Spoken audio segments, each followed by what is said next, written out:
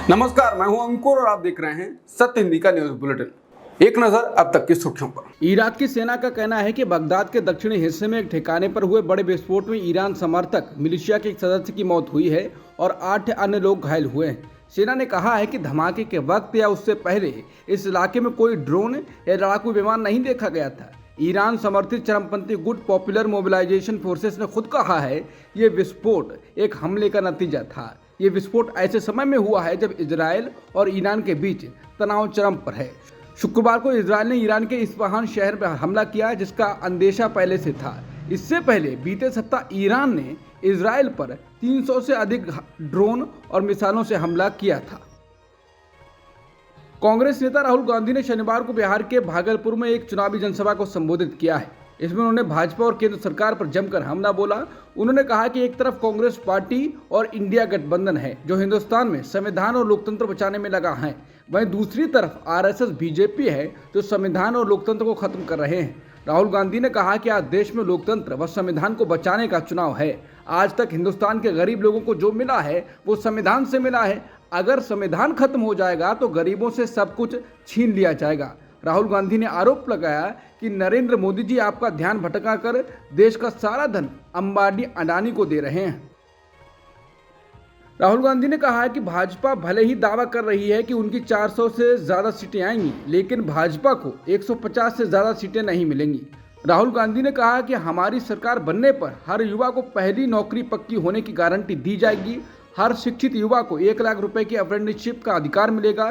केंद्र सरकार में सरकारी नौकरियों को 30 लाख पद रिक्त हैं, इन्हें भरा जाएगा। महालक्ष्मी योजना के तहत हर गरीब परिवार की एक महिला को हर साल 1 लाख रुपए यानी हर महीने 8,500 रुपए दिया जाएगा। इसके साथ ही उन्होंने कहा कि सरकार बनने के बाद अग्निवीर योजना खत्म कर दी जाएगी। राहुल गांधी ने कहा है कि नरेंद्र मोदी देश में भ्रष्टाचार का स्कूल चला रहे हैं, जहां एंटायर करप्शन साइंस के विषय के तहत चंदे का धंधा समेत हर एक चैप्टर वो खुद डिटेल से पढ़ा रहे हैं। जैसे छापा डालकर चंदे की वसूली कैसे होती है, चंदा लेकर ठेका कैसे बांटा जाता है, भ्रष्टाचारियों को धुलने वाली वॉशिंग मशीन कैसे काम करती है, एजेंसियों को वसूली एजेंट बनाकर बेल और जेल का खेल कैसे होता है। भ्रष्टाचारियों का अड्डा बन चुकी भाजपा ने अपने नेताओं के लिए इस क्रैश कोर्स को अनिवार्य कर दिया है, जिसकी कीमत देश चुका रहा है। इंडिया की सरकार भ्रष्टाचार के इस स्कूल पर ताला लगाकर इस कोर्स को हमेशा के लिए बंद कर देगी। पीएम मोदी ने राहुल गांधी पर हमला बोलते हुए कहा है कि कांग्रेस के शहजादे को वायनाड से भी संकट दिख रहा है। जिस तरह अमेठी से भागना पड़ा वैसे ही वायनाड भी छोड़ना पड़ेगा। पीएम मोदी ने विपक्ष के जरिए बनाए गए इंडिया गठबंधन पर निशाना साधते हुए कहा कि वोटर भी देख रहे हैं कि कैसे इंडिया अलायंस के लोग अपने स्वार्थ में अपने भ्रष्टाचार को बचाने के लिए एक साथ आए हैं। इसलिए खबर यही है कि पहले चरण में मतदाताओं ने इंडिया अलायंस को पूरी तरह नकार दिया है। तेजस्वी यादव ने कहा कि 2024 में 400 पार वाली भाजपाई फिल्म फर्स्ट डे पे ही सुपर फ्लॉप हो गई। काट की हांडी बार बार नहीं चढ़ती। बीजेपी के दिन अब लग चुके हैं। इनका झूठ और जुमलों का पहाड़ अब ढह चुका है। भारत के मुख्य न्यायाधीश जस्टिस डीवाई चंद्रचूड़ ने आईपीसी, सीआरपीसी और साक्ष्य अधिनियम को रिप्लेस करने के लिए केंद्र की मोदी सरकार की ओर से लाए गए 3 नए कानूनों की तारीफ की।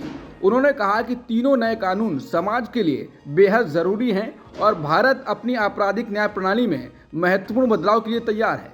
सीजेआई ने कहा कि नए कानूनों का संसद से पारित होना इस बात का साफ संदेश है कि भारत बदल रहा है और हमें मौजूदा चुनौतियों के लिए नए तरीके चाहिए। सीएम केजरीवाल के वकील ने कहा है कि न्यायिक हिरासत में अरविंद केजरीवाल का शुगर लेवल अब तक के सबसे हाई लेवल पर है।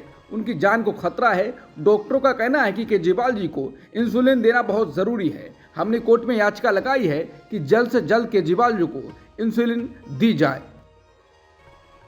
कांग्रेस नेता कमलनाथ ने कहा है कि मैं गर्व से कहता हूं कि मैं हिंदू हूं और मेरी अपनी भावनाएं हैं। कांग्रेस नेता कमलनाथ ने कहा, यह राम मंदिर सिर्फ बीजेपी का नहीं बल्कि आपका है और मेरा है। कमलनाथ ने कहा कि बीजेपी राम की बात करती है, कहते हैं राम मंदिर हमने बनवाया है। ये राम मंदिर आपके चंदे से बना है। ये राम मंदिर आपका है और मेरा है। धर्म विचार का विषय है, राजनीतिक प्रचार का विषय नहीं है। हम धर्म को राजनीतिक मंच पर नहीं लेकर आते हैं।